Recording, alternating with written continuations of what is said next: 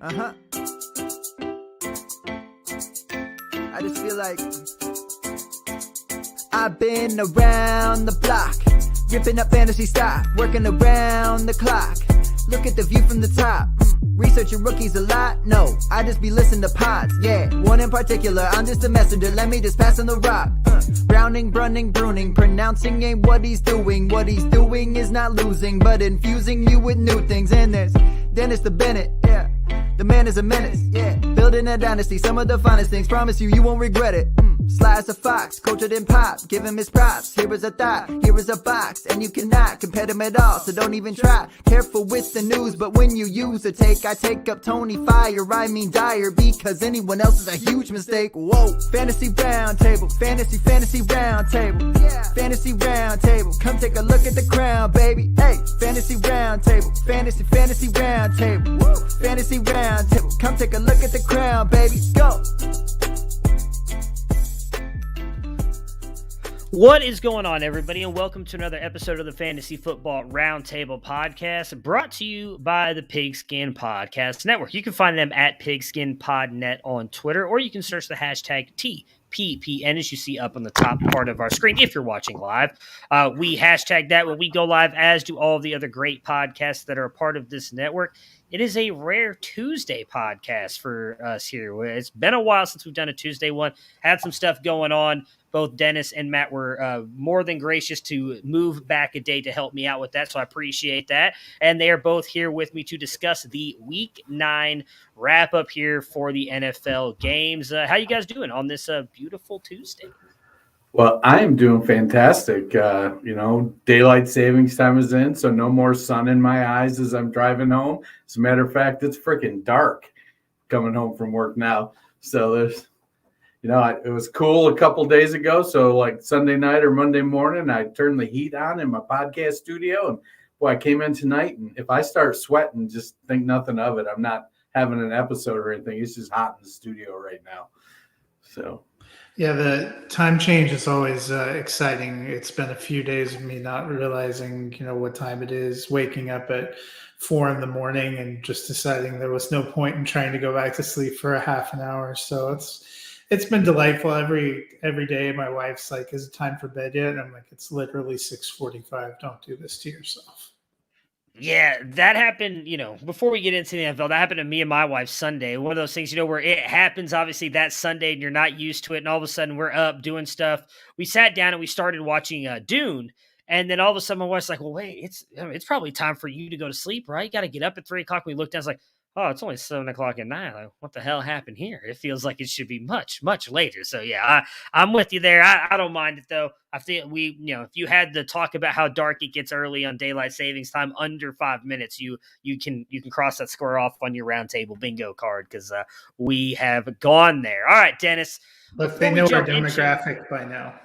Yeah. If you want help from a Hall of Famer, if you don't want to trust us, which, why wouldn't you? We're amazing at what we do. But if you want to trust a Hall of Famer, how do you get their help? I don't know. Trust me. I have an honest face. That's what I keep being told. If only they knew my past. Get the tools to help Bob Harris reach the Fantasy Football Hall of Fame. FootballDiehards.com Flash Update Pro. A full suite of tools to make you a better fantasy manager. Rankings, cheat sheets, mock drafts, consistency tools, target distribution, snap count, and much more. Use code Roundtable for an additional 15% off the already low price of $24. That's code Roundtable for an additional 15% off. All right, so let's jump into the Week 9 recap. I'm very surprised you wanted to start with this game here, Mr. Fox, and maybe it's just to get it over with, or not. I guess not get it over with. You must be very excited about this. Go with the order that ESPN has them on. Okay. Well, it must have made you very happy. Partially happy, partially sad, as we all know you are a secret Dallas Cowboys fan, but they got beat up in this one. Broncos win 32-16. The Broncos looked incredible Sunday, Matt. I mean, are we back to thinking they're actual contenders again? Yeah, I told somebody on Sunday, if you would have told me the game was going to be 30-0 in the fourth quarter, I would have believed you. If you would have told me it was going to be 30-0 in favor of Denver, I probably would have punched you in the face and had you committed. But Denver came out. Dallas was flat. All 4 teams in the AFC West have 5 wins right now, so they're definitely still in it. I don't know whether this, the problem is if this was the Denver I thought I was going to see every week, I'd say, yeah, they can make a playoff push. But I watched them during that 4-game losing streak, and they didn't look anything like this. So I'm still reserving judgment, but excited to see them committing to giving a few more carries to Javonte Williams, who's just Mac trucking people. Yeah, they almost gave him as many carries as Melvin Gordon, right? 17 to 20. Almost, despite the 6.5 yards a carry versus 3.8. If you can get 3.8 yards a carry from a guy that looks half dead, you got to take it, right? Right. Every day, all day. Now, it was kind of crazy, Judy looked good, caught 6 of 8 passes, so he's kind of back in the swing of things. It was a little disappointing to see Cortland Sutton not get much. You watched the game probably a lot closer than I did, Fox. Was Diggs on Sutton or? Sometimes, what's fascinating is they did the snap counts, and Sutton outsnapped all the other receivers by a huge margin. It looked like Judy and Patrick were kind of splitting snaps, so I don't know what to make of that. Well, it really showed up in the run game. Mm-hmm. Well, Sutton is a little bit of a better blocker, and he probably does draw coverage. Yeah, he's a big dude. He's like 6'3", 220. He's not a little guy. It was a weird week. A lot of teams played above their level we've been used to seeing them, and a lot of teams just kind of crapped the bed. I'm gonna tout my no Trayvon Diggs interception call in this one. So I got that one right. But it was kind of disappointing. You look and see CD Lamb got only 2 receptions on 9 balls. It was just kind of a hot mess game all around for the Cowboys. Yeah, I think Dak looked a little bit flat coming back from that injury, and that might have affected them. It is weird to say that seeing Denver play that well, especially after shipping out their best defensive player, you would think that their defense would not have looked that good against one of the best offenses in the game. I'm very curious. To go against that, Dallas also, decided that, Tyron Smith was out. So get rid of Miller, set Tyron Smith. Steele was a hot mess out there. The answer to all your questions is Mike McCarthy. Well, we know my feelings on that. I never thought that was a great hire to begin with. On them being competitors, though, they're still pretty far back. The 7th seed right now is New England, which there's only 7 seeds, right? I'm not misremembering that. Okay, so you've got KC, Cleveland, Cincinnati, and Denver all ahead of them right now. KC's ahead of them because I don't know why KC. Did KC beat them?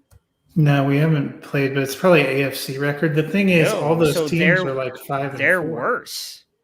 They're worse, and they're tied in division record, both at 0-1. I didn't realize this. KC's 1-4 in the conference. Denver's 2-4. So I don't know why Denver's below them. But right now, KC's listed ahead of them at 5-4. They're also above Cleveland and Cincinnati. So, I think they definitely have a chance if they can beat Kansas City. But, that's going to be a tough division. You just mentioned the Rams, well, 5-3. The Chargers are at the 3rd right now in the conference because they're winning that division at 5-3.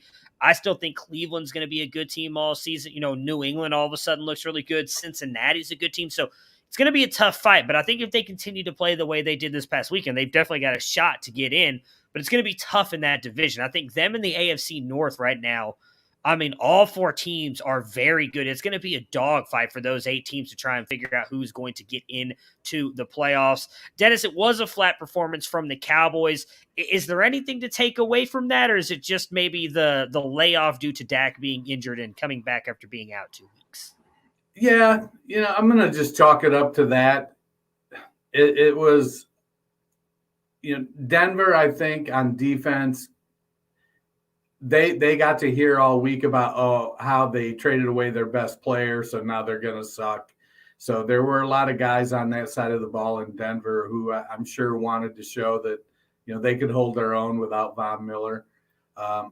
Dallas, sometimes you just have an off game, and we've seen it time and again with them that Tyron Smith is really one of the glue guys. You can put him out on left tackle, and he holds that down.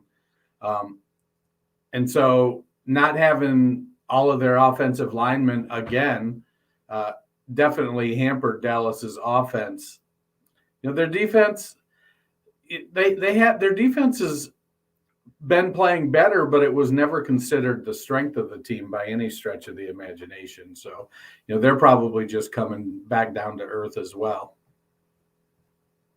Yeah, and I think for me, it's injuries. Tyron Smith missed. Dak Prescott looked like he was flat. He looked like a guy who hadn't practiced in a couple of weeks. CeeDee Lamb got that ankle kind of banged up. They just missed on several big plays that I think would have made a difference. So I suspect Dallas is going to bounce back.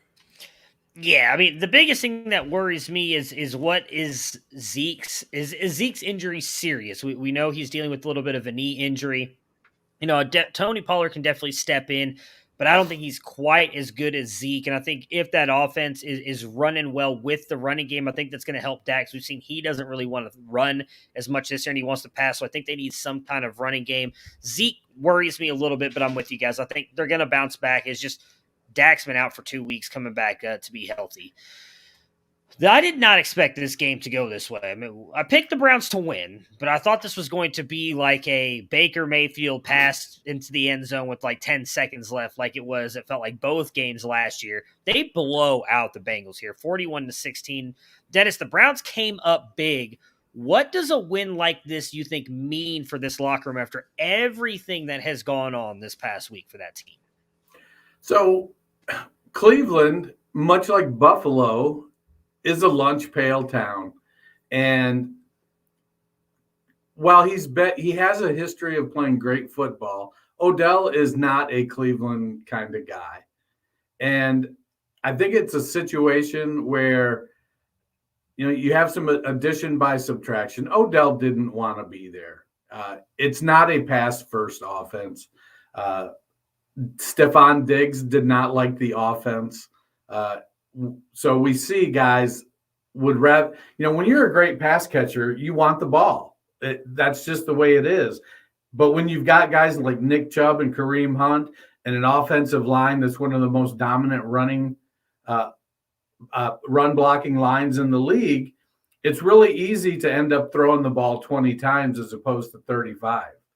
And that's just the way that Cleveland's team is built. I felt like they were going to rally around Baker. While, he's kind of a doofus, with his commercials and goofy ass stuff that he does, he's by and large, a blue collar kind of guy. He comes in, he works hard. I don't think anybody's ever going to confuse him, with a Patrick Mahomes kind of high flying type of quarterback. He makes a few exceptional throws every game, but he's not going to, if they're airing it out 40 times, that's not Baker's strength. They need to run the ball and take a few shots. Donovan Peoples-Jones had a couple great catches on deep balls. It was, he placed that one down the left sideline, that I think 26-yarder. It was a beautiful throw between two defenders. And that's the kind of stuff that Baker can do. And if you get comfortable with that being the game, Baker's not a fantasy. He's not a guy you want as your QB1 in fantasy. We know that about him. But I felt like they were going to rally around him, and they did. Yeah, and I think that has to be the most encouraging thing. Cleveland went through kind of a tumultuous week, a lot of questions being asked about Baker, and I think he stepped up. He handled it well. The team looked good. Hopefully this week they'll find a way to rally. It's kind of a bummer that Chubb and Felton already tested positive for COVID. They may be down on running backs again, although Dearness Johnson looked fantastic the last time they had to rely on him. But hopefully, I was also impressed by their defense. It stepped up and made some big plays against a pretty good offense. Those are kind of things that bode well if they're going to make a playoff run. Yeah, I think that was the most surprising to me was how good that defense looked, especially as good as Cincinnati's offense has looked this year. Definitely with you on the Chubb thing. That sucks. Joshua Kelly as well. So there's a realistic shot they're going into this weekend with just Dearness Johnson at running back. There is still a chance Chubb can play. He was vaccinated, but it's going to be close. He's has to get two negatives within 24-hour periods. So it's going to be close for him to be able to come back and play. I talked a little bit about this on Friday with Matt. I don't blame Odell for leaving. I don't think he was a great fit. When the trade happened, I still remember where I was when it happened. I was extremely excited about it. My dad happened to be in town. I'll shout out fellow, Dynasty nerd Jared Wackerly, because he's the one who actually texted me about it before it even happened and said, hey, he heard that the Browns might be trading for Odell Beckham. And as I was a fan of him before when he was with the Giants, it didn't work out. And I'm glad that they did end up releasing him and they were able to come to an agreement on that, as I know a lot of people were against me on that narrative. I just felt like it was the best move for everybody to just move on. Let Odell move on with his career. The Browns move on with theirs. I think they're going to be just fine. I think Baker's a good quarterback. Odell just didn't fit that offense. I think they're going to be fine. I'm glad. You sound like you're friend zoning him in high school. No, I'm really excited for him. Like I can't. You had a crush on him, and then you kind of got close. You got to know him a little bit, and you're like, no, we could just be friends. See, now. That's okay. the thing. That's cool. I don't think he did anything wrong in Cleveland. Like everybody keeps talking about this and that, and I don't know. Maybe I missed it. I don't ever remember seeing him cause any issues. And again, I think a lot of it, we talked about this, it may have been on Devi Debate, that I really think the issue was Stefanski. I mean, if you look at what he did with Freddie Kitchens, who I think all three of us can agree, probably not the best play caller. He had over 1,000 yards, and I believe it was at least 3 touchdowns. It was 3 or 5. He had a good season that first year with Freddie Kitchens. Then Stefanski comes over. He does not play well. He tears his ACL. He's trying to come back from that. I think it was just a mixture of everything. I do think, I have no doubt if he goes somewhere, he's going to succeed. I think it was the best for everybody. I think it was the best for him and his career, and I think it was the best for the Browns. You just don't, if he doesn't want to be there, there's no reason in keeping him there. So he has been released. Nobody claimed him as of the time of the recording of this podcast. A lot of the rumors are that he wants to go to the Packers. The Saints are also up toward the top of that list.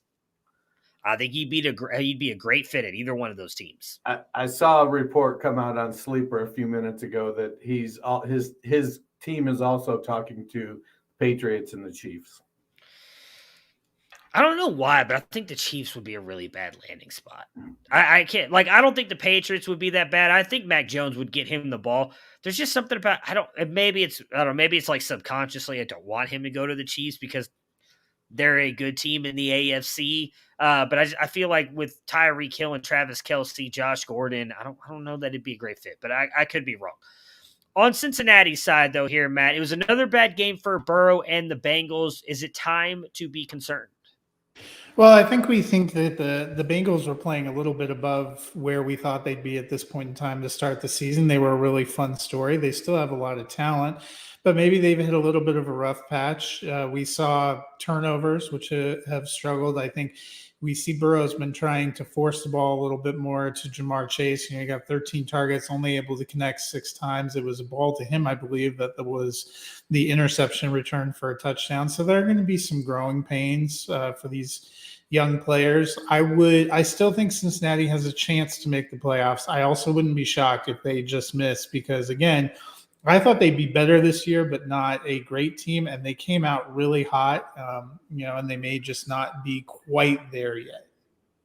Yeah. Since, Burrow completed 70% of his passes. He did have the 2 interceptions, no touchdowns, threw for 282 yards. The issue is the same in Cincinnati as it's been since last year. They gave up 5 sacks. And you can't – so he had 12 incompletions, and on 5 of the 12 incompletions, he was sacked. Or do those count as dropbacks? Do they count as pass attempts when he gets sacked? I could be talking out my ass there, but don't think so. Okay. I don't know how the NFL side does it. On college, they count those as rushes because you lose yards for your rushing. I don't know how that works on the NFL side, though, to be honest with you. Well, they only show him with 2 rush attempts for 1 yard, so they're definitely not counting him as rushing. Well, anyways, he got sacked 5 times. That offensive line is the issue with that team. Their defense has been playing pretty well this year, and Burrow has been able to score enough points.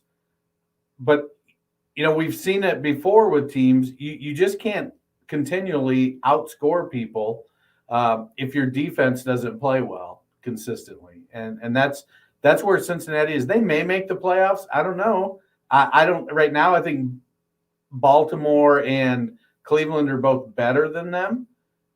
But it's a situation where if that line can't come together and be more consistent, it's going to be an issue for Burrow.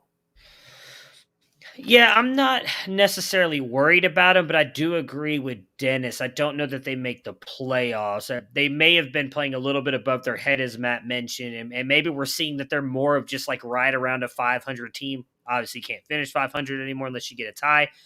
But I don't think that they make the playoffs. I will say Burrow's day would have been better had Jamar Chase not dropped 2 literal touchdowns. So, I mean, he was wide open and would have scored on both. So, I think Burrow has a better day if Jamar Chase doesn't go back to preseason Chase. That's just a joke. Obviously, he's been perfectly fine. But, yeah, I am a little bit worried about him. That offensive line, not great. But Mixon has been performing even with that crappy offensive line. So, it was great to see him finally do that. The Dolphins beat the Texans 17-9 here. Matt, Tyrod struggles greatly in his return. What do we make of this Texans offense? Yeah, I think the big hope had been that when Tyrod Taylor came back, the Texans offense would pick up where they had been. You know, that first week of the season, they looked explosive. That first half, he played against the Browns, looked explosive too, but we just didn't see that. He looked rusty, a lot of turnovers. I think we're back to, they have a bye week, so maybe they can work on some things to get right, but I don't know how much you can trust any of the Texans offensive pieces. Yeah, I think you really – Tyrod is a bye week fill-in until he can get back on track. But, I mean, we talked about Dak being rusty after missing a couple games and a bunch of practices. Can only imagine Tyrod's rusty after missing how many? 8 games now, 7 games. So I'm sure he's fairly rusty himself. I'm still pretty comfortable starting Brandon Cooks as a wide receiver 3 with 2 wide receiver 2 upside. He's still going to get the volume. They're still going to throw him. And he had 13 targets. And I think it'll come together. But we knew this offseason that the Texans were going to be a fantasy wasteland. And so, anybody you start there, you're starting just out of desperation pretty much. Yeah, I'm with you. You hate to see it for Cooks, and maybe Tyrod can get back into that groove because both those guys looked really good in like the especially in that first game, and then the second game before Tyrod went out against Cleveland. They were also doing pretty good. Hopefully, give him a game or two, and maybe he can get right back into what he was doing before the injury. Dennis, the Dolphins win thanks to a much improved defense. What does this win mean for them moving forward? It means they played the Texans. I think that defense is still not very good. They played arguably the worst offense in the league and had a good game. So, Flores has done well with the defense in the past, but for whatever reason this year it hasn't gelled. I don't know that he survives this year. Maybe he does. Maybe he can do some of the things behind the scenes, show some development out of some players, and keep the job for another year. But they don't look great. The defense doesn't look great, and the offense has been very inconsistent. Yeah, Miami was a team prior to the season that I had hoped would take a step forward and possibly make the playoffs. It was nice to see them get a win against the Texans, but I think they're still pretty far away from being in the running in the AFC. They're going to have a lot of hard questions probably to answer this offseason. I mean, it was great to see Myles Gaskin get 20 carries. I mean, it wasn't great to see him get 34 yards on him, but yeah, I think your best chance is to probably trade him now if you can, because I honestly think they're probably going to draft a running back next year, and that, as you mentioned, 34 yards on those was not appealing. The Falcons beat the Saints in probably one of the bigger upsets of the weekend, 27-25. That's a weird weekend altogether. But Dennis, the Falcons get the win. Do we believe in? I'm gonna call him the Great Oz like I did last year because I just butcher his name. Do we believe in the Great Zacchaeus? What he said? Do we believe in him now, especially with not knowing when Calvin Ridley will be coming back, if he comes back this year? I mean, honestly, the efficiency in this game made Arthur Brown look inefficient. I mean, 3 targets, 3 catches, 2 touchdowns. That's 58 yards. I think he's a capable slot receiver, and I think if they had Ridley and then they were able to put Zacchaeus in the slot, you've got Ridley and Pitts on the outside, Hayden Hurst, then I think there's something there, but I don't know if I don't know that he commands the target volume. Matt Ryan isn't notorious for his short passing game because he's always had someone like Julio or Roddy White, and so it's always been a downfield passing game for him. And now he's got Ridley and Pitts, so I don't know that changes. But if it did, Zacchaeus would be a serviceable slot receiver. I mean, he's shown that he can be productive. I just don't know that offense is built to do that.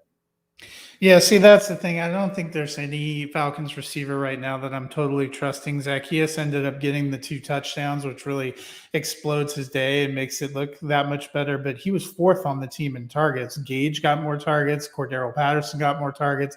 Pitts got more targets. I think it was just, it was just his week. And that's going to be kind of hit or miss with a lot of the Falcons receivers. Yeah, I mean, it's interesting because I do think the Falcons are playing a lot better than we give them credit for. If you take away, which again, granted, you're kind of picking and choosing your stats here when I say this, but if you take away his bad performance in week 1, he's actually a top 12 quarterback for fantasy this season. So he's been playing much better. But it's Patterson and Pitts. That's all I care about for this offense because I'm with you. I think the rest of those guys, it's going to kind of rotate whose week it is. And I don't want to be on the Atlanta Falcon wide receiver guessing game. It's just not for me. Matt, the Saints struggle, but they do come back. Who do you think their QB will be in week 10? As much as I'd like it to be Taysom Hill, and I think he offers some upside, he wasn't bad when they started before. I think it's going to end up being Simeon again. Even I'm at the point where I look at it and I think Trevor Simeon, you might as well start Taysom Hill. Why not? I mean, what does Simeon does Simeon really give you that big of advantage throwing the ball over Taysom Hill?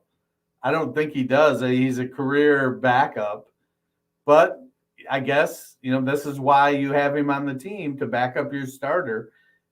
And maybe, I guess they feel that Hill is more effective used in that spot duty stuff, which is kind of duty. I guess at this point, give him it. I don't know. I think it's going to be Simeon, which for a couple of my teams, like I had a team last week that literally Superflex team, and my quarterbacks were Davis Mills, Zach Wilson, Tua Tagovailoa, and somebody else that sucked and doesn't play. But I can't remember. And I almost won. I lost by 4 points. Yeah, it was like I said, it was a weird week for fantasy. There's a league I won where I honestly accidentally left Odell Beckham in my lineup, and I ended up winning by like 20 points. So it was a weird week for fantasy with the way things went. But yeah, I still think Trevor Simeon, I just think he's going to end up switching both of them. I think Simeon's going to be the guy you see out there starting every single week, and Taysom Hill, as Dennis mentioned, just going to be in there for certain spots. It just seems to be the way Peyton likes to handle this offense. I don't think it's a bad thing because you do have to prepare for both, and I do think that can possibly hurt the defense a little bit. Yeah, I don't know that Peyton wants Simeon throwing the ball 41 times every week, though. Well, no. Yeah, I agree with you on that part. The Giants upset the Raiders here, 23-16. Dennis, the Raiders lose, but they do sign Deshaun Jackson.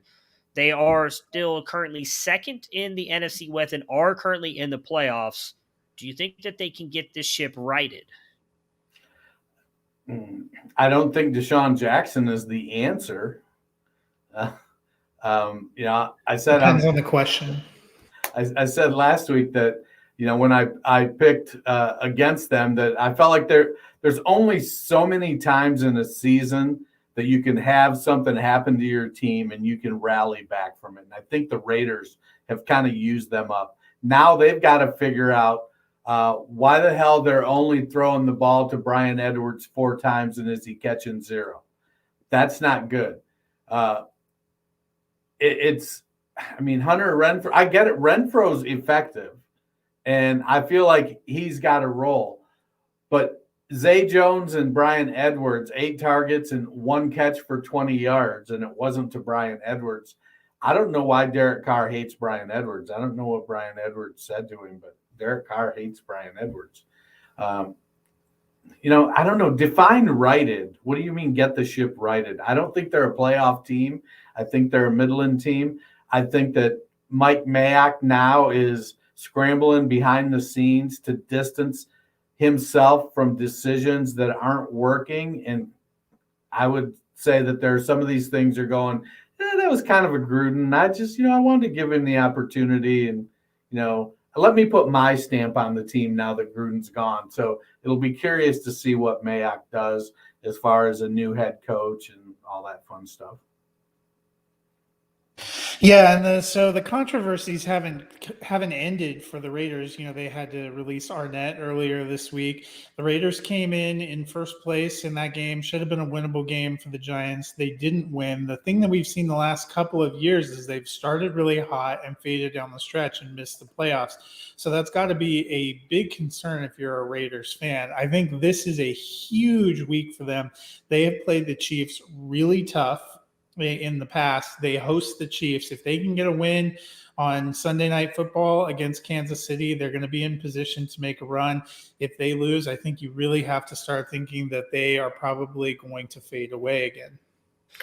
Yeah, and I think there's a realistic shot they can win this Sunday night. The Chiefs are clearly not that good a team, or at least not the team that they were.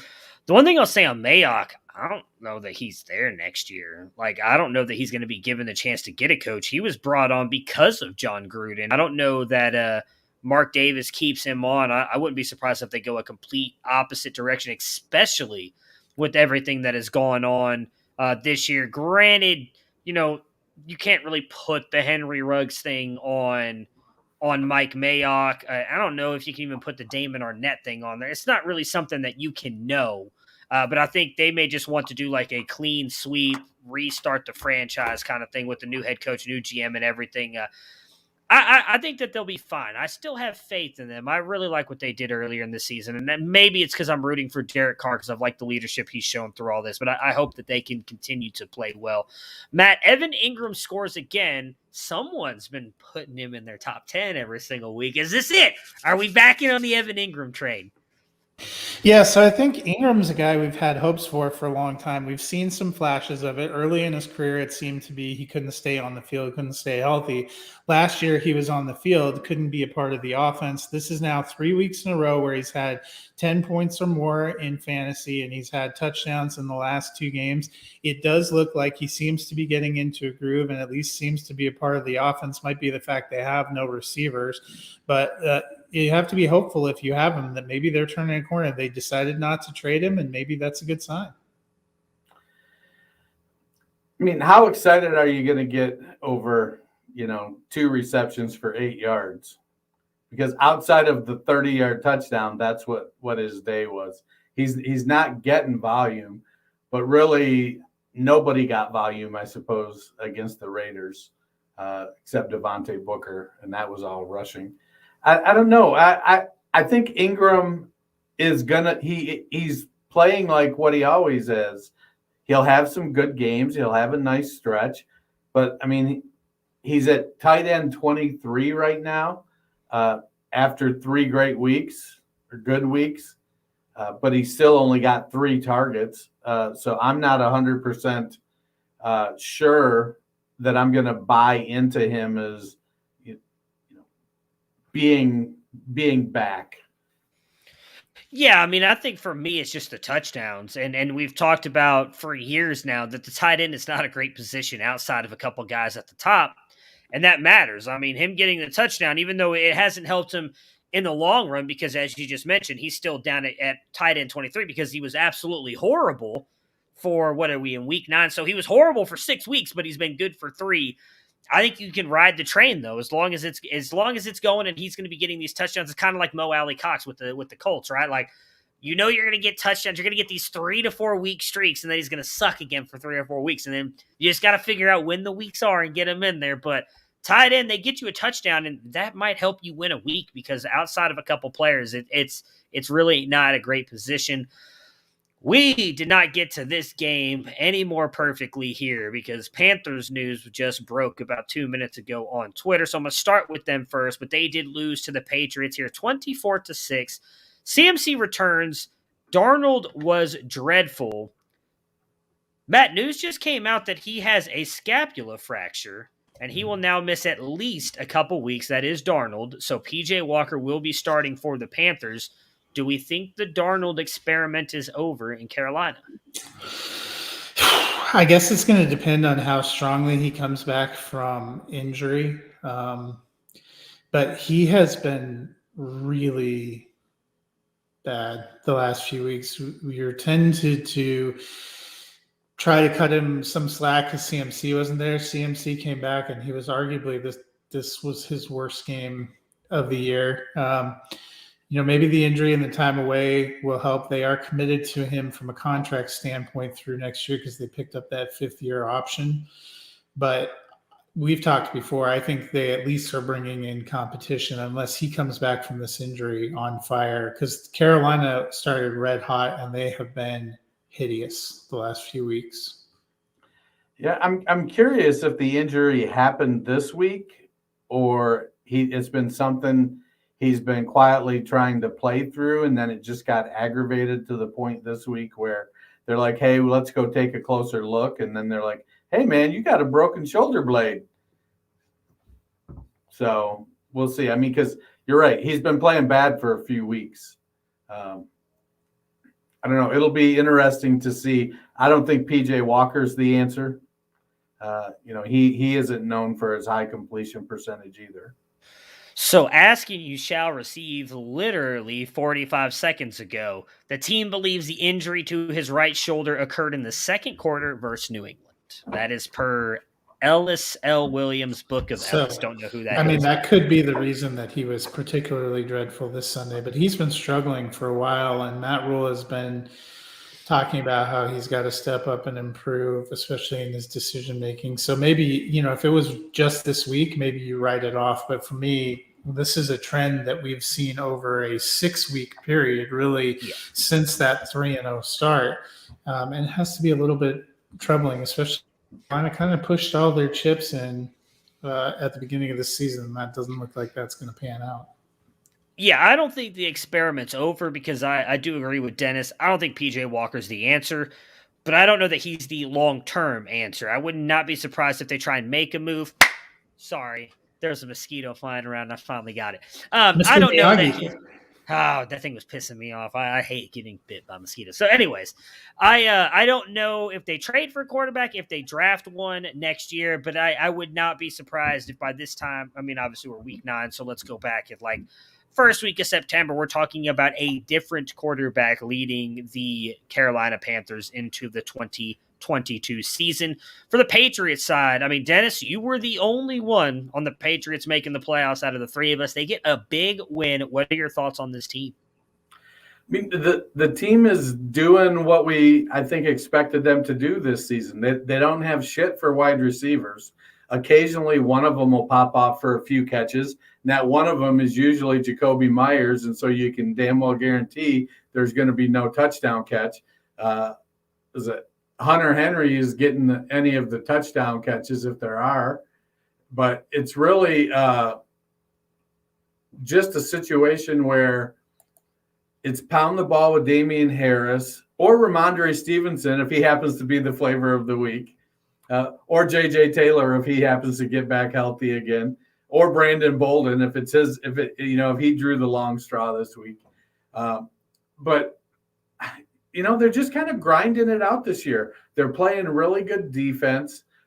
We said at the beginning of the year they got 8 defensive players back from the COVID exemption, many of them starters. And so they're just I think they were, I guess, for lack of a better term, playing it out this year to get to next year? No, I don't think they were, but I don't think that the expectation was really that they were going to bounce back and be a high-powered offense. Mac is playing great. He's out there, he's not biting kneecaps, but he's twisting ankles. Yeah, and I think we spent a lot of time talking about the big splashy deals that they gave to tight ends on offense, and they spent their top draft pick getting a quarterback, and that drew a lot of it. They had a pretty huge spending spree on defense too. They got all those guys back from COVID, and they went out and bought a lot of new stars. And the formula the Patriots used at the beginning of Brady's tenure wasn't this high-flying offense. It was a lot of journeyman role players in positions, hoping that you made enough plays to win, but more importantly, didn't make the plays that would cause you to lose, and relied on a strong defense. And we're seeing that formula kick in there. They were very close at times early in the season, weren't able to come up with the wins, but they're starting to get the wins now, and I think they're going to hang around. I'm not sold they make the playoffs, but I think they're in good position.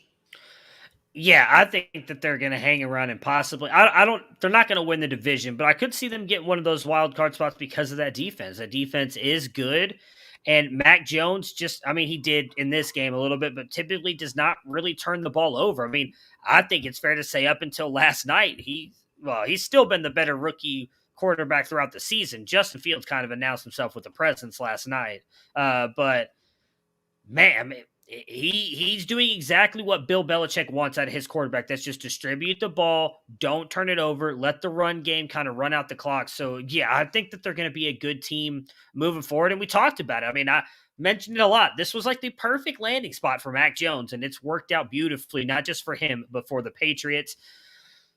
I don't even know what to say with this game. Somehow the Jaguars beat the Bills 9-6. Matt, I mean, what the hell happened with Buffalo? I think what we realized 3/4 of the way through that game is we all started the wrong Josh Allen in fantasy. But you say Patriots aren't going to win the division. We would like to believe Buffalo is a good team. I picked them to go not only to the Super Bowl, but to win the Super Bowl. They've looked flat as hell the last 2 weeks, and if they don't get a significant kick in the ass, they're going to have a hard time. I grew up on a dirt road around a bunch of country people. And it's very common to hear some of those old folks, while they're sitting there sipping their whiskey and tea, say stuff like, even a blind squirrel finds a nut once in a while. And that was this Jacksonville game. Things fell into place. Buffalo was struggling just right. It would have been nice to see Jacksonville put up more than 3 field goals, but, they didn't have James Robinson. Carlos Hyde did his best Melvin Gordon impression. They just kind of speaking of grinding it out, it was Josh Allen, and he was knocking the snot out of Josh Allen, making plays on Josh Allen. It was Josh Allen all over the place. Yeah, I feel like we see this out of the Bills every year. They just give you 1 or 2 like really weird bad games that they should not lose, and they end up bouncing back and playing just fine. I'm not worried about it. It's just one of those games. I mean, rarely do we see the Patriots of whatever that was, I can't remember now, where they go undefeated and make it all the way to the Super Bowl. You see teams lose 1 or 2 here or there. Maybe they let their guard down a little bit, we're going into Jacksonville. We should be able to beat them pretty easily. And Jacksonville came to play. Ever since Urban Meyer got that lap dance, the Jaguars have actually been playing with some inspiration. So maybe that they're a better team than we give them credit for. Oh, dear. Speaking of... You know who you want on Jacksonville now? The guy you want to play is Dan Arnold. Yeah, I agree. He's led the team in targets, most receptions, most yards. Also, can we reflect for a minute? If you drafted Trevor Lawrence thinking you were getting at the very least, a solid quarterback too, and you see him put up 118 passing yards, 4 rushing yards. Yeah. Good Lord. Someone tried to tell you it was not a great combination, him, Urban Meyer, and Daryl Bevel. I don't remember what his name was. I think it was Bat Mooning, but whatever. Let's talk about the Ravens Vikings. The Ravens come away with a win 34-31. Hey, I want to state for the record, Trevor Lawrence is still a QB too. He's QB 24. Yeah, Yeah, it's thanks to bye weeks. Yeah, exactly. And injuries. Barely. Where's Justin Fields at? Just curious. 29. God dang it. So close. All right, anyways. Vikings come out hard and fade away here, Dennis. Is this the beginning of the end of their playoff run? Wait, are the Vikings Urban Meyer or what? I don't know. Kirk Cousins is Kirk Cousinsing. Mike Zimmer is Mike Zimmering. That's kind of what I chalk it up to. Dalvin Cook is a great player, and I think, giving him the ball is definitely a good thing. They threw it to him 3 times. He carried it 17. But, sometimes that offense is just uninspiring, and the defense isn't really great. We knew that about them going in to the season. So, for being a one-time vaunted defensive genius, Mike Zimmer has just never really put it together defensively in Minnesota I don't know why, just never put the defense together consistently. So. Yeah, and I don't think going into the season, none of us were particularly high on the Vikings. I think you were the lowest, Matt, by far. But, they scratched back to 3-3. You start looking around the league. You're like, hey, can they make a move? They came out, laid an egg against Cooper Rush and the Cowboys. And then I said last week, I thought this was the beginning of the stretch that was just basically going to end their season for competitive purposes. They came out better than I expected in Baltimore, but they weren't able to hold on. Now they're at the Chargers, home for the Packers, at the 49ers. They get a reprieve with the Cowboys, and then they get the Steelers and the Bears. I wouldn't be shocked if they went 1-5 over that stretch, and then you're talking about a team that's 4-10. Yeah, I think I had him with 4 or 5 wins, so there's still a chance that I nail that record perfectly. And I mentioned it a lot at the beginning of the season when he got the extension, and I said I don't think he'd be here much longer. I would not be surprised if Mike Zimmer's fired. I think he's kind of outlasted his I don't know what the word I want to use is there. I don't want to be mean. I don't think he got him to a point, and he just can't get him past it. Yeah, well, I think they've plateaued with him. It's kind of like the Rams before McVay got there, right? There's a good team. Jeff Fisher just couldn't get him over that hump. Sean McVay shows up and they do. Speaking of which, we should just start recording every Tuesday night because all of this news just keeps dropping as we're talking. Not a major thing for fantasy, but definitely something to watch out for. Minnesota Vikings running back Dalvin Cook is apparently the victim of domestic abuse and extortion. That just came out a minute ago. Keyword there, he is the victim, not he did anything wrong, so nobody panic about that. But definitely something to watch as that unfolds. That came out pending litigation, according to his agent. So that news just dropped there for Dalvin Cook. Matt, the Ravens come back, and Freeman and Bell were kind of the combination here in the backfield with Murray being out. How do you view those two and kind of the backfield as a whole? Yeah, it's interesting. With Murray out, we got to see Devonta Freeman kind of be the lead, and I thought he actually looked decent, and Le'Veon Bell looked decent and scored a touchdown. And you have to wonder if maybe they're going to end up being the better combination. They made a move for those guys. I expect Murray is going to get mixed back in, but it looks like the dream has for sure died for Tyson Williams' rostership. That was rough because Wilson looked – I still maintain Williams looked the most explosive of them. But, I mean, if you can't do the little things, then you're not going to see the field. Between Freeman and Bell, they did have 7 more rushing yards combined than Lamar Jackson did on, 3 more carries. So, I don't know. Lamar Jackson, 121 carries, 120 yards, 266 yards passing. 3 touchdowns. What would you have given to have had Lamar Jackson on the team with James Conner this week? Man, that would have had to be good. Yeah, I'm not. I don't want any of them. And I do think once Murray comes back, he's still kind of the leader in that backfield. But if I had to pick, I actually I think, in my opinion, just from the parts of the game that I watched, I felt like Bell looks a little bit better. So I might lean Bell. So I also think he brings you a little bit of better passing upside. But I think if Murray's healthy and good to go next week, he's going to be the guy. So either one of these guys are really just fill-ins if I forgot his name, so it doesn't matter. Latavius Murray is out again. All right, there we go. I don't know. I feel like they're leaning towards Freeman, man. Freeman's looking okay. Hey, do you guys like to play on DraftKings? Well, let me tell you, football fans, who's ready to score some free bets? I am. Well, I would if I wasn't already have a DraftKings account. Now you can, when you bet on any NFL game this week with DraftKings Sportsbook, an official sports betting partner of the NFL. New customers who bet just $1 on either team to score can win $100 in free bets. When a team scores, you score. If Sportsbook isn't available in your state yet, DraftKings won't leave you empty-handed. Everyone can play for huge cash prizes all season long with DraftKings Daily Fantasy Sports Contest. DraftKings is giving all new customers a free shot at millions of dollars in total prizes with their first deposit. Download the DraftKings Sportsbook app now. Use promo code TPPN and bet $1. That's TPPN, as in the Pigskin Podcast Network.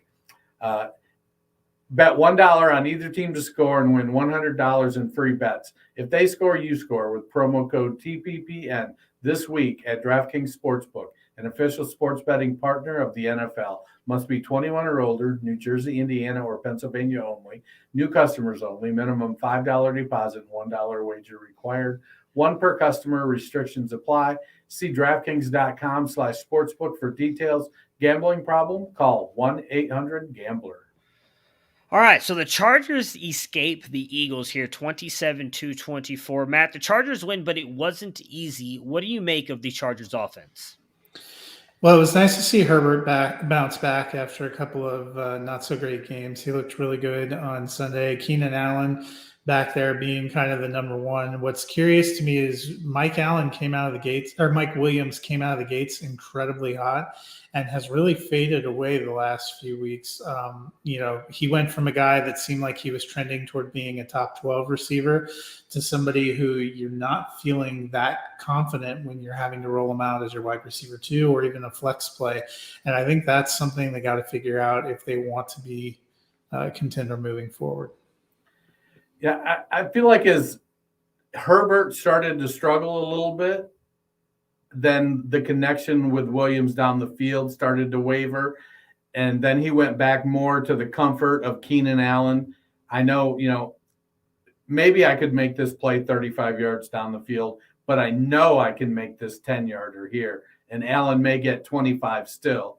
And so I think they've sort of fallen back into that.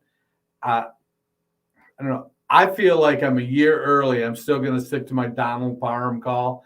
3 receptions on 3 targets and a touchdown. I can't wait for Jared Cook to move on next year because I feel like Parham is studying under him and he's going to step right into that role. I'm going to keep saying it every week until I can will it into being next season. Yeah, I'm not too worried about it. I've mentioned before, I think that I think the Eagles' defense is better than we give them credit for. And I think they went out there and they had a good game plan and they played them tough. Mike Williams, I think he's been dealing with some injuries as well the past couple of weeks, so it's good to see him possibly be a little bit healthier. Now, I think the Chargers are, in my opinion, the best team in the AFC West. I'm not worried about them, but I think Herbert is one of those quarterbacks that I think he's right on the verge of what I'd call a floor-raising quarterback. So when he doesn't play well, it's going to affect the entire offense. And when he is on his game, like we saw him early in the year, I don't think there's anything he could do wrong. And so I think it's just one of those things where he's a little bit streaky, it seems like, early in his career. And I think he's going to be fine moving forward. But Mike Williams being back and playing well, I think is definitely going to help him. Dennis, Jalen Hurts made some plays, and I thought he looked a little bit better in this one. Are the Eagles better than we think? I don't know. How good do you think they are? I mean, I don't think Do you they're think that they're good. a playoff team? I don't. He's going to make some plays, but I think the shortcomings that I think are there, the not throwing with great anticipation, the tendency to want to run. They're going to call plays for him to run. I think Jordan Howard kind of carried the team. Speaking of zombies, kind of came out of nowhere again and rose back up. 17 carries for 71 yards and a touchdown. I feel like Jordan Howard should be getting more talk about, why does he keep getting pushed down when there are so many teams that employ committees? He's a great first and second down back. He's better than Carlos Hyde. He's better than a lot of these guys that are getting opportunities. But for whatever reason, he doesn't get it. Hurts. I feel like I still feel like at some point we're going to see Gardner Minshew. And I wouldn't be surprised if they drafted a quarterback in the offseason. It's interesting. I've probably been the most vocal about not believing in Jalen Hurts, but I'm sort of going the other way from Dennis here. I don't think the Eagles are a great team. I think they have a lot of issues that need to be solved, but I think they've been competitive. I thought they were going to be a doormat, and I think they've been better than that. We've seen them push good teams. Aside from, I'd say, that Cowboys game where they really got trucked, they've hung in there. They hung in there with Kansas City. They hung in there with a lot of these teams. They haven't always been able to come up with a win, but sometimes they have, and I have been a little more impressed with Jalen Hurts. He's not making a ton of mistakes and turnovers. He may not be great, but we are talking about somebody who's not on the greatest team, who doesn't have the greatest line, who maybe doesn't have the greatest coaching around him, this has got to be like 10th or 12th start he's ever made. It's the kind of grace that we usually afford to rookies. If he continues to play this way, I actually would lean toward, I don't think we do see Minshew, and I think they give him a chance to try to develop. I mean, he's been great for fantasy, but in the NFL, they don't play fantasy. But I don't think he's been Blake Bortles. That's probably the guy he most often gets compared to, who was a guy that was wonderful for fantasy, that made just gut punch mistakes that cost his team games. I don't feel like we've seen that from Hurts, and maybe he's not getting the benefit of the doubt as much as he should. Yeah, I believe he's played 11 games because he's got 9 starts this year, and I believe he only started 2 games last year. Maybe it was 3 because he got pulled. He started 4. Mm-hmm. Okay, so was that 13? Yeah, he was 1-3 as a starter. So that's 13. But you're still talking about less than it's not even a full season for not a very good team, with a lame duck coach at the end of last year in a lame duck position, and then maybe just a lame coach this year. Yeah, I've been saying it for weeks that I was a little bit worried about it last week, just in discussions because they pulled him. But I mean, I guess in fairness, then they pulled him because they were up so much against Detroit.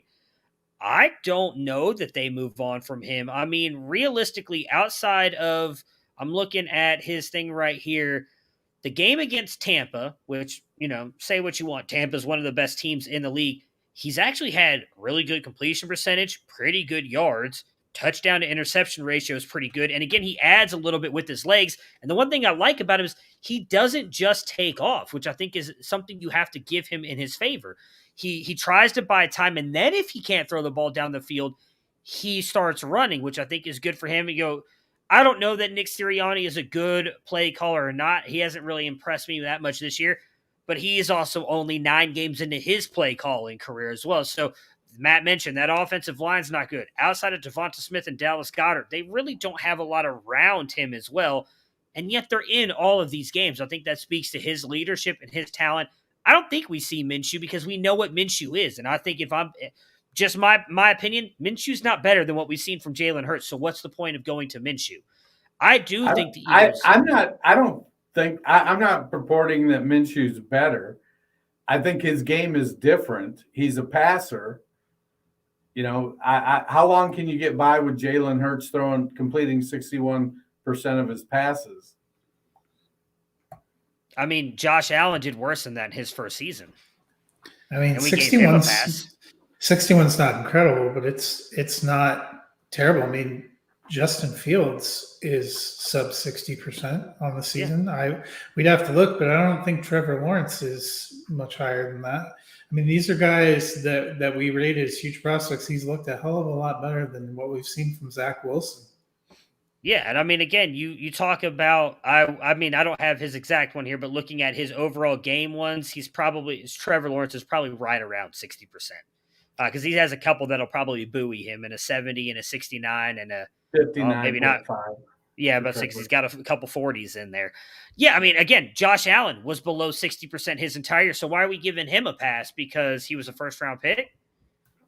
Like, Jalen Hurts has not been bad, and he's not. I don't think I gave Josh Allen a pass. I held Josh Allen's completion percentage against him as a prospect and as an early career pro until he broke out last year, and his completion percentage went up 13 points. I always felt that was Allen's biggest weakness. Right, but you weren't saying to bench him, is my point. It's give him time, and so my point is. And I'm not saying that he's going to be. I could give him time, but yeah, but you didn't say bench him. You weren't saying, "Oh, well, they need to move on from Josh Allen." I don't know that Hurts is the future of the Eagles, but I do think they give him the rest of this year to prove what because again, he hasn't even started a full season yet, and we're already saying, "Hey, he can't do it." When I honestly think he's one of the reasons the Eagles have been as competitive as they are. But not even talking about the fantasy side of things, he's been good for the Eagles. And again, they are in the thick of the playoff race. I mean, that some of the teams ahead of them, I don't think that the Panthers stay ahead of them. I don't think Minnesota stays ahead of them. Right now, Atlanta's in that 7th spot. Can you say that Atlanta is significantly a better team than the Eagles? In my opinion, no. Now, they do have Seattle with Russ coming back. They probably maybe don't jump Seattle, and Seattle gets that last spot. But they, in my opinion, are. They're a playoff team with the way that they've been playing. I don't necessarily think that you can just – not that you were saying cast Hurts aside, but I think he plays the rest of the season. I think he's been much better than we give him credit for. The Cardinals go in with their backup quarterback and beat the 49ers, in my opinion, effectively ending their playoff run, though I guess they are technically still in it. Dennis, the Cardinals get a huge win. What do we think of James Conner, though, moving forward? We know Edmonds is out, was it 3 weeks, I believe, right now? Yep, 3. You know, Conner was he was a big 0 RB target, somebody that you always felt was going to get a percentage of the rushing game. But it was always expected he was going to share with Edmonds. But Conner has outperformed his my expectations, and I feel like I was pretty high on him. And part of it is that he's been getting the touchdowns. Now he's had some, 8 carry, 25-yard, 2 touchdown kind of games, but he's running back PPR. Oh, that's standard. He's a running back 11 in PPR. So, I think that right now I'm actively trying to acquire him for playoff runs and trying to sell him in teams that suck. So far I've been rebuffed. I'm not sure how high I want to go because I don't know. Is he on a 1-year contract in Arizona? I believe so. Yeah, one's a 1-year deal. Ideally, I think he's in him and Benjamin make a really nice backfield. And they have been efficient enough that they've allowed Kyler to not run. So, which is by and large good for Kyler Murray's health. I think Conner is having a great resurgence year right now after having 2 or 3 years in Pittsburgh where he just got banged up a lot. Do I think that it would be a good move to give him the kind of workload he had a few years ago in Pittsburgh?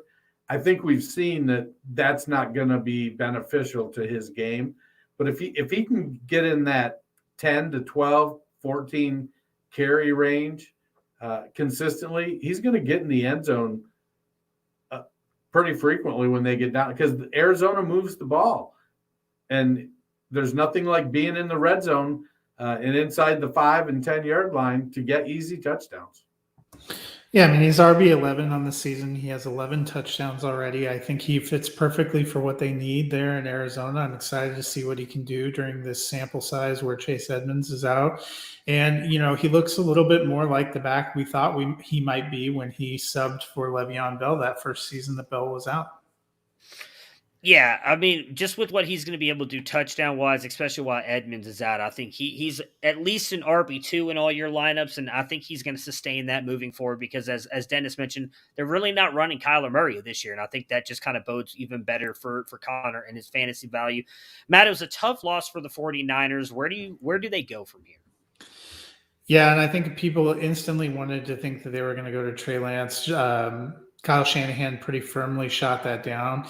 Jimmy G hasn't been their only problem. He's actually been a pretty decent passer. And I think they still have some hope for the playoffs. They host the Rams on Monday Night Football. Should they lose that game, I think they're going to have some hard questions to answer. Yeah, it's I feel like they need to keep working towards where they've struggled with health. Kittle's been out. Their running backs. While it's cool to say, oh, they can just slot anybody into that running game and they're going to be great.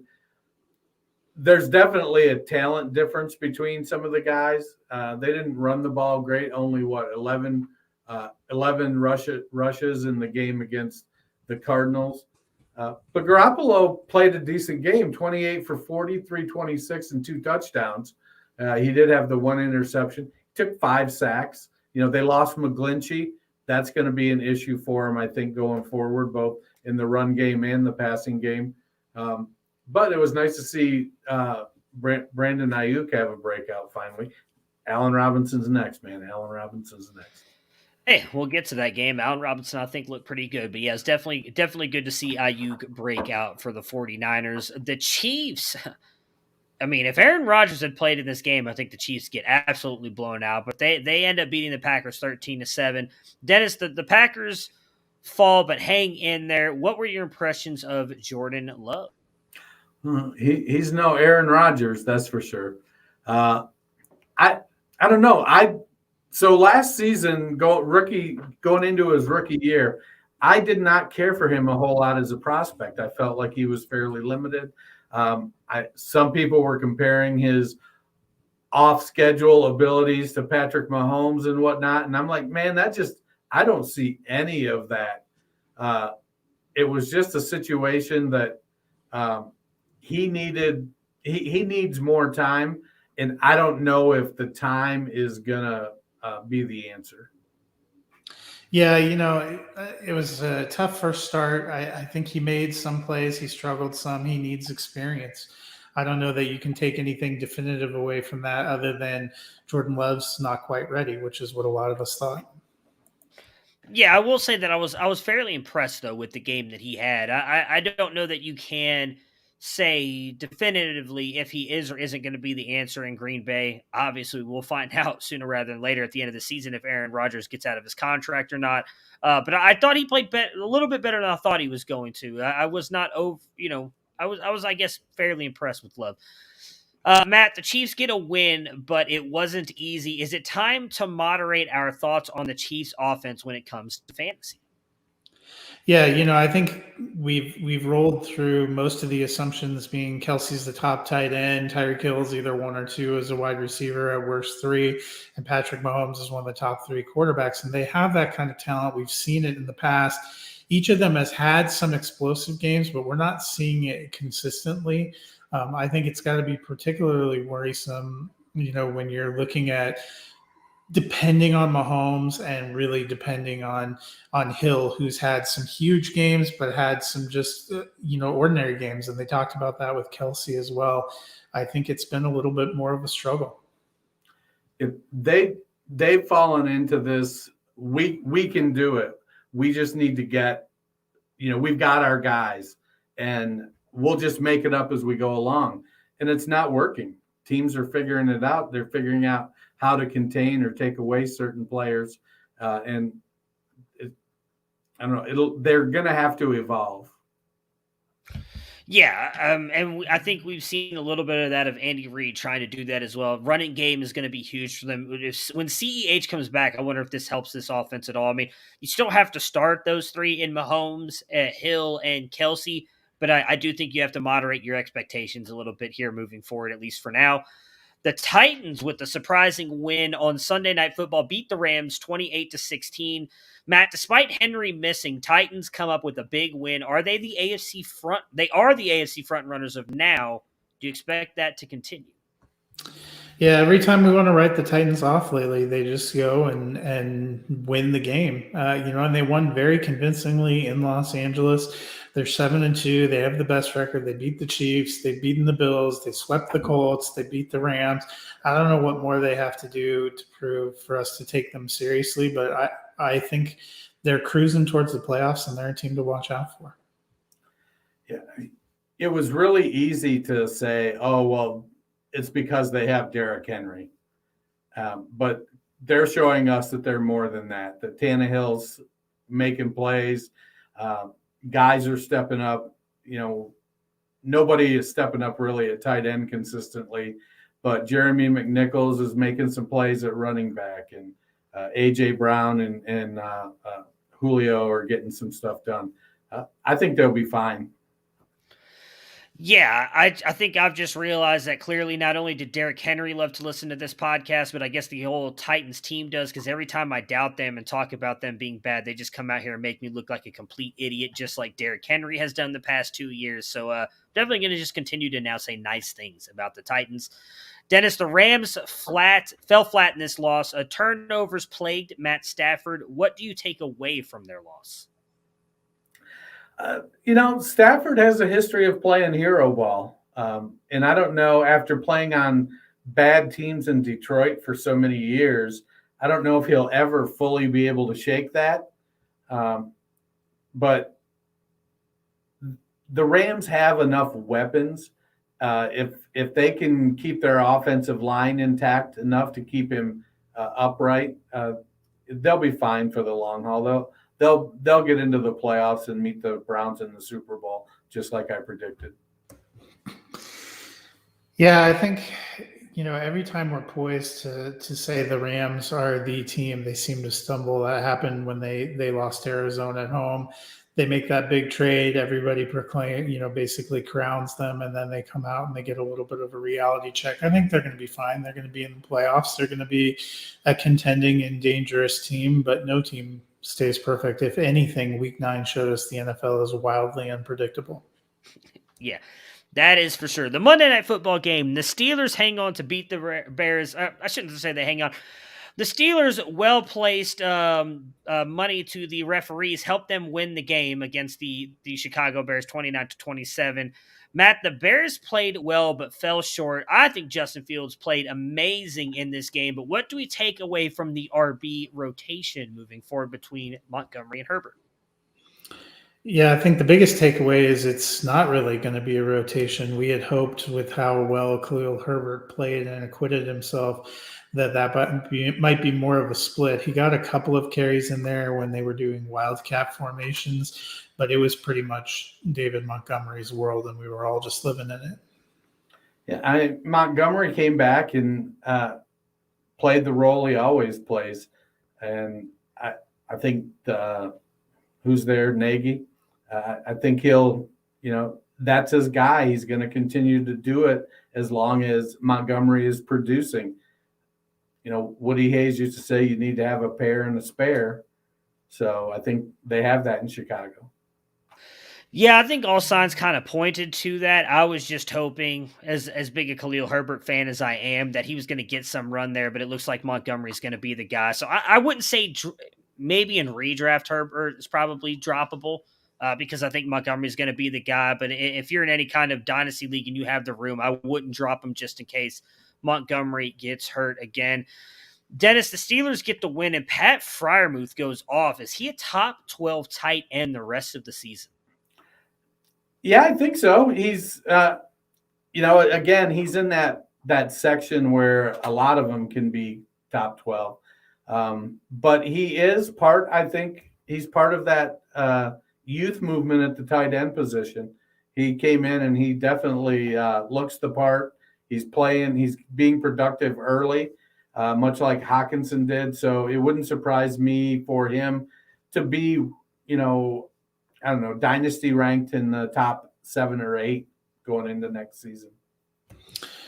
Yeah, but I'm thinking of even more for this season. He's already up to tight end 14 through 9 games, and we've seen him really explode the last few games, especially with Smith-Schuster gone for the year. I like his opportunity. He seems to be building rapport. I think he finishes top 12 this year. Yeah, I mean, they've had some very fantasy viable tight ends. We talked a lot about him coming out. I thought he was not as good as Kyle Pitts, but he was in that tier 1. And he's been playing amazing. Made that amazing catch against the Browns last week, and he looked really good in this one. I'm with you. I think he is a top 12 guy, especially with Juju out. All right, so before we get out of here really quick, because we're running a little bit short on time, I'm going to give Dennis and Matt the list of top available free agents. The roster percentages are courtesy of Fantasy Pros, and they're going to tell me who they prefer for you guys to try and pick up here for waivers. Bye weeks this week: Chicago Bears, Cincinnati Bengals, Houston Texans, and the New York Giants. At quarterbacks, you've got Mac Jones at 22%, Trey Lance at 13.6%, and Mike White at 10.3%. Matt, how would you rank these 3 QBs? Yeah, and that's the order I'd have him. Jones for me, and then I'm taking a chance on Lance before White because I think White's 1 or 2 more games. I think if I'm picking up a waiver wire guy at this point, I'm probably covering a bye week. So I think I might lean Mike White because we've seen him be a little more explosive. I'm not sure who the matchup he has is. If not White, it's definitely Jones. I'm not in on Lance. I don't think he's going to be taking over anytime soon. Running backs, you've got Carlos Hyde at 29.5%, Jordan Howard at 10.1%, Le'Veon Bell at 4.6%, and Eno Benjamin at 0.1%. Dennis, how do you rank the running backs? Well, Hyde is just a handcuff. At this point right now, you're looking at a few weeks, couple more weeks maybe of Jordan Howard. Miles Sanders going to be coming back. So I'm going Le'Veon Bell first because I think he's got a role consistently. Bell, Howard, Benjamin, Hyde for me. Yeah, I don't think any of these 4 guys have a huge role throughout the season. For me, I'm going Jordan Howard, then Eno Benjamin, then Le'Veon Bell, then Carlos Hyde. Yeah, the one thing I'll say is I think Jordan Howard is the top one for me because even with Miles Sanders coming back, they were really hesitant to use him at the goal line, and they used Kenneth Gainwell. And I think with as good as Howard's playing, maybe he keeps that role near the goal line and ends up getting a bunch of rushing touchdowns. Wide receivers, Tim Patrick at 24.9%, Elijah Moore at 21.2%, Donovan Peoples-Jones at 8.8%, and the great Oz at 2.9%. Matt, how do you rank the wide receivers? Yeah, I'm going to go with Elijah Moore, then Tim Patrick, Donovan Peoples-Jones, and then Olamide Zaccheaus. Yeah, I think I'm good there. I don't know. The conundrum I have with Moore is sometimes he can lose snaps to Crowder. I think Peoples-Jones has been playing a high snap percentage. He's just in a low passing percentage offense. And the Browns have a tendency to get a lead sometimes versus the Jets, who often play from behind. So I think I'd go the same order. Moore, what'd you say? Moore, Patrick, Jones?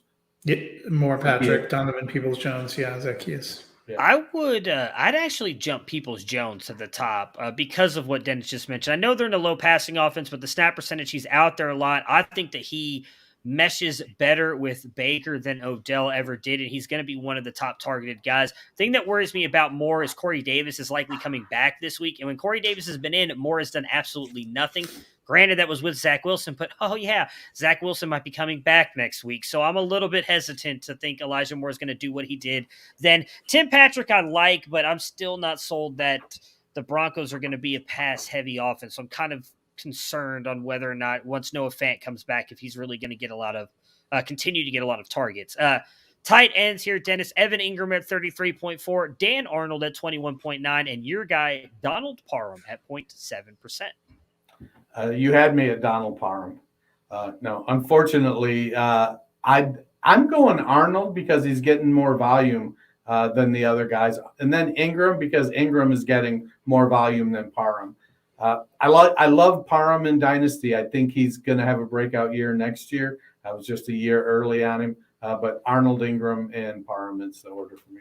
Yeah, that's 100% my order. Dan Arnold is a real thing in Jacksonville. He's my top target there. I would agree.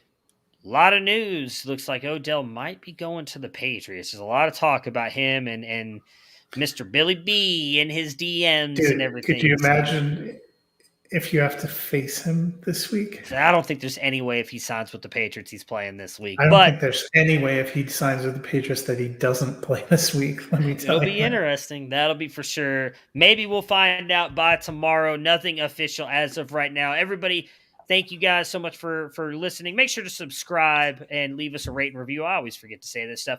Matt and myself will be back tomorrow to preview the Thursday night game. The Thursday night football game, which is going to be probably a bad game. So I might talk a little bit about North Carolina, Pittsburgh, because that's going to be a good game on Thursday night. So we get Baltimore versus Miami, which is just not going to be good. So we will talk to you guys again tomorrow.